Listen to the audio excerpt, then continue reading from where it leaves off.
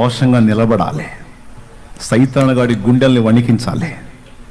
మన పేరు చెప్తేనే వాడికి సింహస్వప్నం కావాలి. ఏనుక్కి సింహం కల్లోకి వస్తే గుండె పగిలి చచ్చిద్దట పెద్దోళ్ళు చెప్తారు.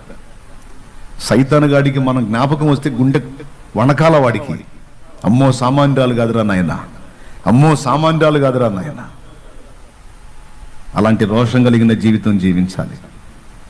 మీరు దేవుడు నాకు ఇచ్చిన బిడ్డలు, నన్ను వెంబడిస్తూ నన్ను అనుసరిస్తున్నటువంటి నా బంగారు తల్లులు, నా విషయంలో నా మాదిరి, నా జీవితాన్ని ఏ ప్రాయంలో నేను తల నెరిసిన తర్వాత రాలా, నిండు ప్రాయంలో సరైన టైంలో, అదే మైనార్టీ కూడా ఇంకా తీరని ఏజ్లో నేను దేవుణ్ణి కనెక్ట్ అయ్యా.